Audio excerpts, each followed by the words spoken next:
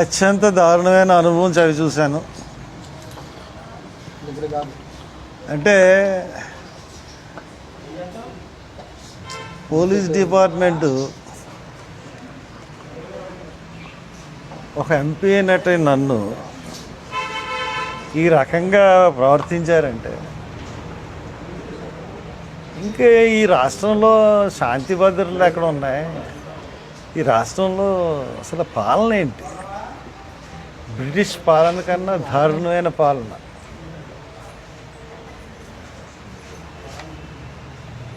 నేను పొద్దునుంచి ఏమి తినలేదు. ప్రవీణ్ పగడాలకి నేను ఒక మీటింగ్కి పిలుపు ఇవ్వలే, ఒక ర్యాలీకి పిలుపు ఇవ్వలేదు, ఒక ధర్నాకి పిలుపు ఇవ్వలేదు. ఎవరి కుటుంబంతో వాళ్ళు వచ్చి ప్రవీణ్కి కొవ్వొత్తులు వెలిగించి ఇది హత్య కింద భావిస్తున్నాం అనుకున్న వాళ్ళందరూ వచ్చి అక్కడ కొవ్వొత్తులు వెలిగించండి అని చెప్పడం జరిగింది.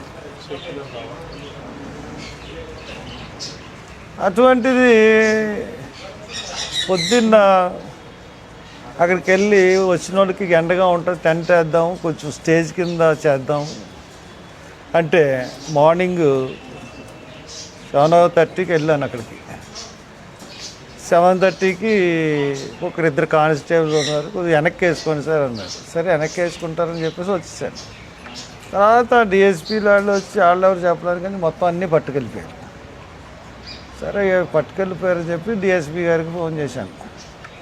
ఏంటంటే ఇలా పట్టుకెళ్ళిపోయారంటే మీరు అక్కడ చేయడానికి వీల్లేదు. మేము ఏం చేస్తామండి, మేము ధర్నాలు చేస్తామని అనలేదు. సెక్షన్ 30 ఉంది, సెక్షన్ 144 ఉంది.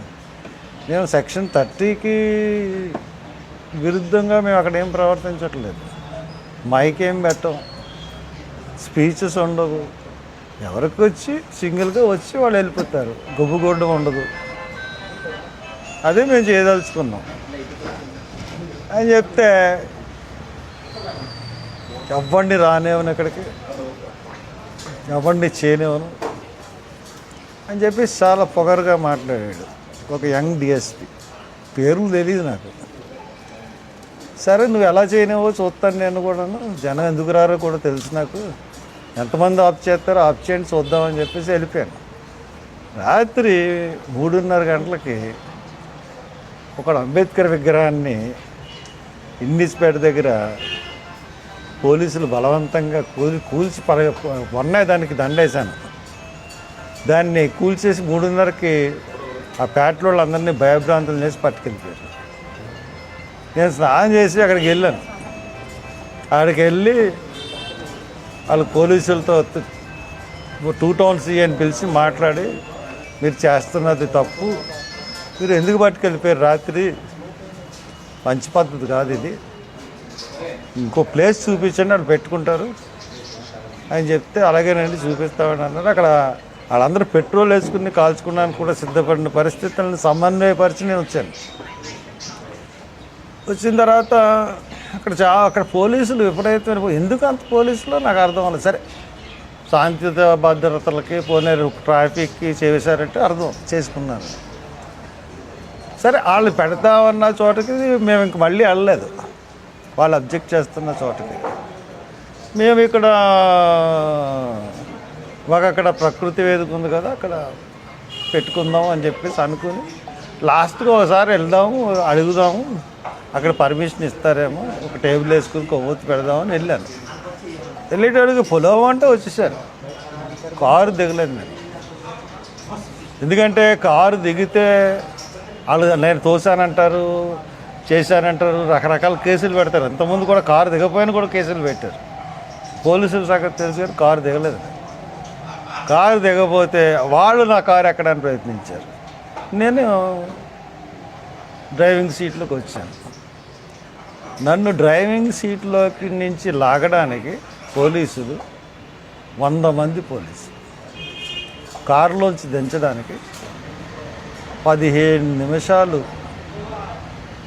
నన్ను ఎంత దారుణంగా హింసించారంటే ఇష్టానుసారంగా లాగి గీసేసి, అయినా కానీ నన్ను కారులోంచి 15 నిమిషాల వరకు దించలేకపోయారు 50 మంది పోలీసులు, డిఎస్పీలు.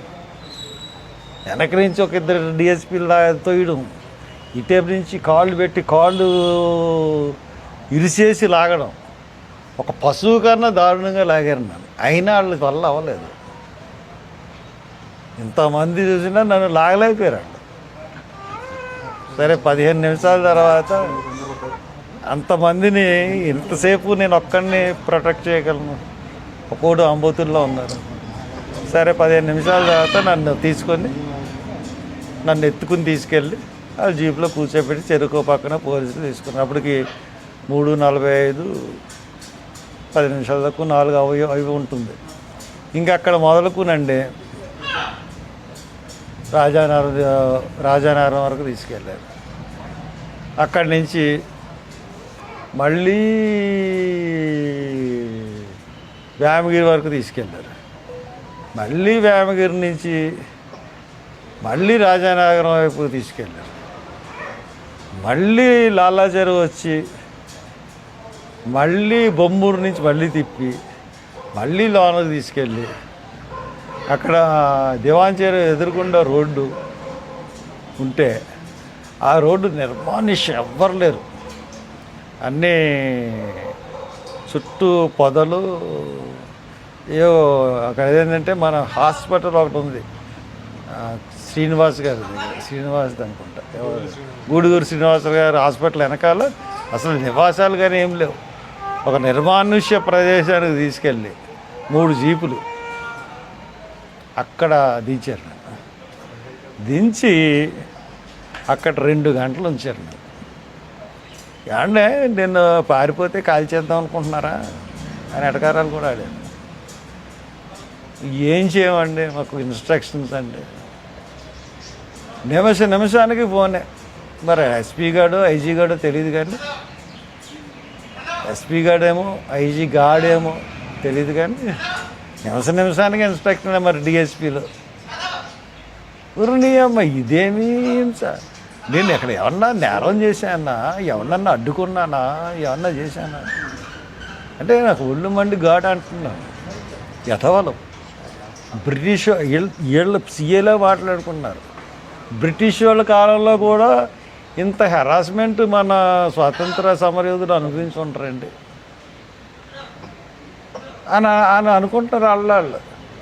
అంటే ఎంత హెరాస్మెంట్ చూడండి. మళ్ళీ అక్కడి నుంచి మా సన్నీకి ఎలా తెలిసిందో వచ్చేసాడు అక్కడికి. అంటే మీ దగ్గర జీపీఎస్ ఉందా? ఊరి ఏమన్నా నా దగ్గర జీపీఎస్ లేదంటే పాప అది సరదాగా అడిగారు లేండి, అదే జోక్ అడిగారు. ఎవరు ఇన్ఫర్మేషన్ ఇచ్చారు? వాళ్ళు ఎస్పీకి ఒకళ్ళ మీద ఒకళ్ళు కంప్లైంట్ చేసుకుంటున్నారు. ఎవడో మన మధ్యలో ఒక మోళ్ళు ఉన్నారండి, వాడి ద్వారా వెళ్తుంది ఇన్ఫర్మేషన్. ఎవడో లొకేషన్ షేర్ చేశాడు, ఎవరు చేశారు ఏంటో తెలియదు. కానీ అండి మీరు సంపాదించగలిగితే ప్రెస్ వాళ్ళు 15 నిమిషాలు నన్ను కారులో దించి వీడియో సంపాదించే అంతకన్నా భయంకరమైన మానవ హక్కుల ఉల్లంఘన అనేది ఇంకోటి ఉండదు. అంటే ఒక ఎంపీగా చేసిన 10 సంవత్సరాలు ఎంపీగా చేసిన వాడితో వాళ్ళు ప్రవర్తించిన తీరు ఏ రకంగా ఉందో మీకు వీడియో కానీ మీరు సంపాదించగలిగితే, ఒరే ఇంక నువ్వు మానేసి చంద్రబాబు బర్త్డే లేంట్రా బాబు నీకు, రా చంపించేసావు మనిషిని. సరే ఏదో మాట్లాడాలనుకుంటున్నాడు, బుర్ర ఏం పని చేయట్లేదు. అలాగ నన్ను మళ్ళీ కంబాల చెరువు దగ్గరికి వచ్చి, అంటే 6:30కి అయిపోయింది, 7:30 వరకు నన్ను వదలకూడదు. పోనీ వాళ్ళు దానికి నా ప్రోగ్రాం ఏమన్నా చేయించారా? 1000 మంది వచ్చారు. ఎంతమంది వచ్చారు? 25,000 కన్నా పైన. మొత్తం ఫోర్త్ బ్రిడ్జ్ ఆగిపోయింది. నేను ఉన్నాను అక్కడ. అంటే ఇదంతా నేను ఆపలేదని చెప్పి వాళ్ళే నాకు మీద సాక్ష్యం క్రియేట్ చేసుకున్నారు. Thank you police. Chandrababu Naidu ఇప్పుడు చెప్తున్నాను, వెళ్ళి ఏదో ఫారిన్ కంట్రీలో నీ బర్త్డే చేసుకుంటా ఉంటా కదా, ఏందయ్యా నీ పాలన? ఇదేనా నీ పాలన? నిన్ను ప్రశ్నిస్తే ఇష్టానుసారంగా మమ్మల్ని చేస్తావా? ఇయే మా బర్త్డే విషెస్. ఒక క్రిస్టియన్ని చంపించావు నువ్వు, ఒక క్రిస్టియన్ ఫాదర్ని చంపించావు, కేసును తారుమారు చేసావు. ఇప్పుడు దాకా పోస్ట్ మార్టం రిపోర్ట్ రిలీజ్ చేయలేను. నీకు తెలియకుండా అన్నీ జరుగుతాయా? మళ్ళీ నీకు ఎన్ని సంవత్సరాలు ఇప్పుడు? 76, 77, 78, ముసలోడివి 80. మళ్ళీ నీకు నీకు సిగ్గు లేకుండా ఫారెన్ వెళ్ళి నీకు బర్త్డే నువ్వు సిగ్గు ఉండాలిరా బాబు. నువ్వు ముఖ్యమంత్రివి. ఇక్కడ క్రిస్టియన్ ఫాదర్ చనిపోతే ఏదో క్రిస్టియన్లకి ఏమో తాయిలాల కింద 6-7 నెలలు పెన్షన్లు ఇచ్చేసి చక్కబెట్టేద్దాం అనుకున్నావా? చూసావా జనాల్ని ఒక పిలుపుకి? ప్రతి ఒక్కడు కూడా హత్యని నమ్ముతున్నాడు. ఎస్పీలు, ఐజీలు సిగ్గుపడండి. నన్ను అరెస్ట్ చేసినందుకు, నన్ను ఇంతసేపు 5 గంటలు కారులో తిప్పినందుకు ఈ ప్రజాస్వామ్యం తలంచుకోవాలి. నాకేమీ అయిపోదు. బాబు, మీ బాబు జైల్లో ఉన్నప్పుడు నీ దగ్గరికి, మేము అమ్మ దగ్గరికి నేనే వచ్చానయ్యా. నారా లోకేష్ వచ్చి సంఘీభావం చెప్పాను. మంచి బహుమతి ఇచ్చారు నాకు. నీకన్నా జగన్ ప్రభుత్వం 1000 రెట్లు బెటర్లాగా అనిపించింది ఈవేళ. ఇంత హింస ఎప్పుడు పెట్టలేదు నన్ను. ఇష్టానుసారంగా చేస్తారా? సిగ్గు ఉండాలి. మీ బాబుకు ఫోన్ చేసి చెప్పు, ముఖ్యమంత్రి ఇక్కడ ఉండాలి, ఇక్కడ ప్రజల మధ్యన చేసుకోవాలి, ఫారెన్ వెళ్ళి చేసుకోవడం కాదని. ఇదే మా విషయాలు. ఒక సెక్యులర్ వాదుల విషయాలు ఒక ముఖ్యమంత్రికి. Thank you.